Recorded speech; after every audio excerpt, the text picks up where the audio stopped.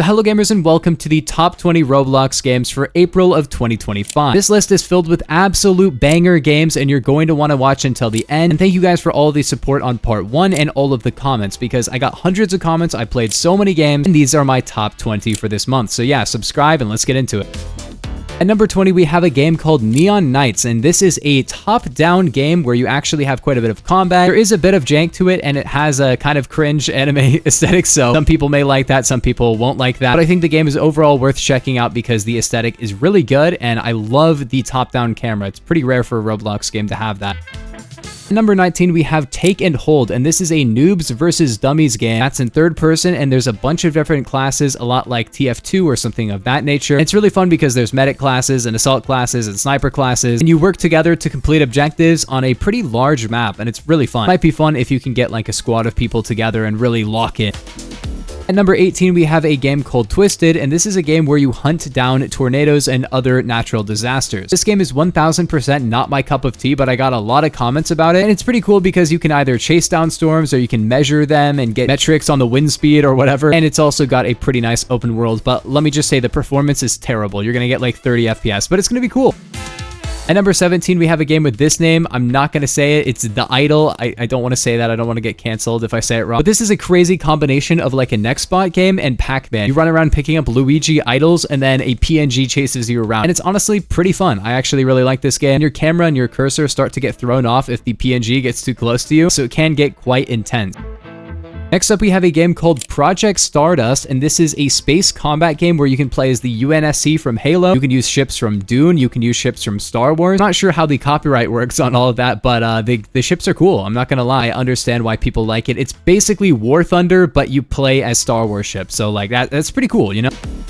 At number 14, we have Sound Space, which is a rhythm game where you move your cursor around the screen. And this is a lot different from some of the other rhythm games where you hit different buttons on your keyboard. This is a lot more like, I would say, Beat Saber, but not in VR, because you actually move your cursor around like you move the lightsabers around in Beat Saber. It's really interesting. It's not really my favorite kind of rhythm game because it uses that perspective where the things are coming towards you, and it's kind of difficult to actually line up your cursor a lot of the time. But I will say the game is very well made, and the way that you like pull up to an arcade machine to start playing is very cool as well. These games are also kind of an aim trainer, so if you're trying to play FPS games, maybe this will be a good option as well.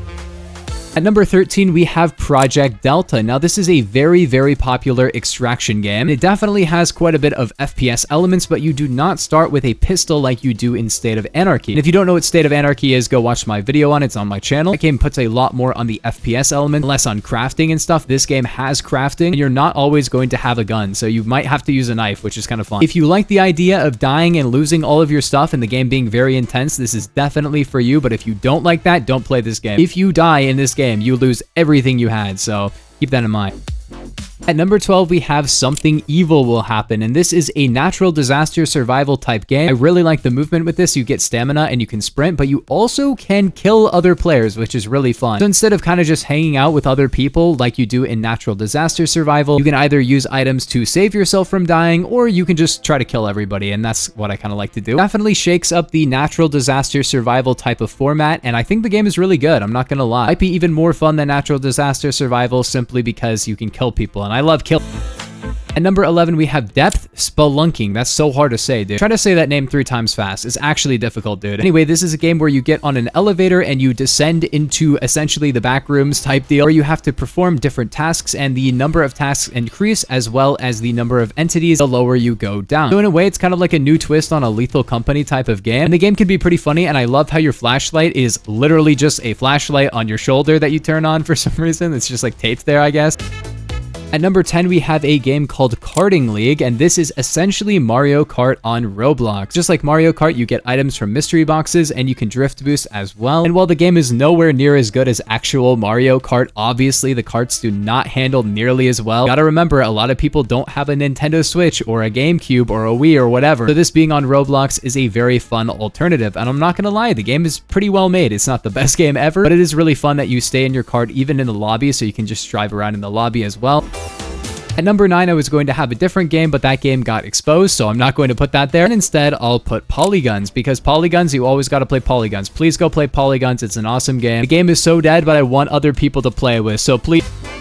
At number 8, we got a game called Fighting, spelled with a PHG, which is a weird way of spelling it. Obviously, it's kind of like an aesthetic thing, I guess. I don't know. This is a third-person class-based fighting game. You have ranged classes and you have melee classes, a bunch of different abilities. You have like 4 different abilities all on different cooldowns, which is really, really fun. And I'm not gonna lie, the game is pretty easy to get into. You can do a lot of button mashing until you actually figure out what everything is doing. And then once you actually know what you're doing, you can do some combos and you can really get a lot better at the game. But the barrier to entry for me was like nothing. I literally was just immediately getting kills right away, which is pretty rare for a fighting game like this. And yeah, it's a really fun game.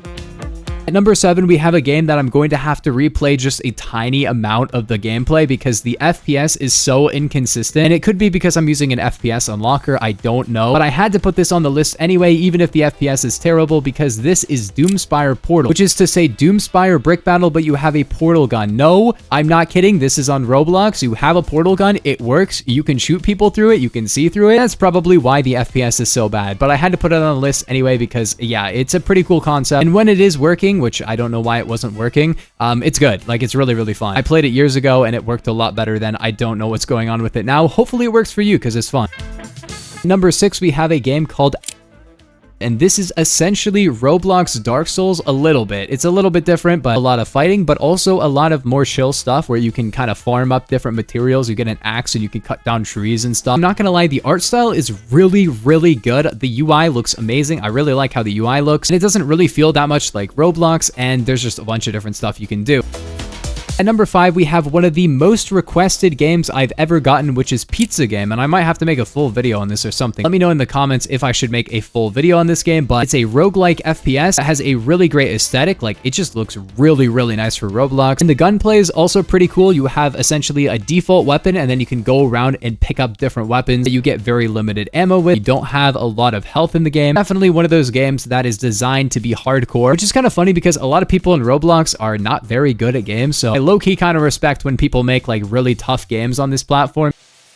Number 4, we have a game called Contact A888. It's a bit of a weird name, but this is essentially a wave-based survival game with a billion different mechanics that I'm not going to go too far into detail with because it's a pretty complicated game. The main thing you need to know is that the magazine-fed weapons, you will drop your full mag if you reload them, so keep that in mind. And you need to make sure you're buying armor plates as well because you die very, very quickly in this game unless you have armor, which is kind of annoying. It's kind of like a modern Call of Duty Zombies thing. I don't like the armor plates in all these games, but use armor plates, don't reload unless you have very little ammo or you're just in a pinch or something like that. But there's a lot more that goes into this game. There's different classes. You can put down turrets depending on the class. At number 3, we have a game called Superstar Racers, and this is a very fun racing game. It is also a very complicated and difficult parkour game. There's not that many different moves you can do, but the ways you have to use them are pretty difficult. Then secondly, a lot of the maps have their own mechanics. Like this one, you have to shoot targets with a revolver to progress, which is interesting.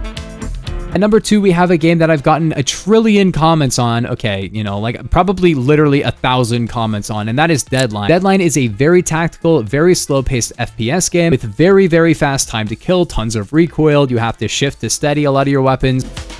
And at number 1, we have one of my favorite Roblox games ever. It's still very popular, but it's Untitled Tag Game. Go play it. And yeah, if you guys did enjoy, make sure to like and subscribe. Make sure you subscribe for next month's upload. I'll see you guys in the next one. Peace. Have a nice day.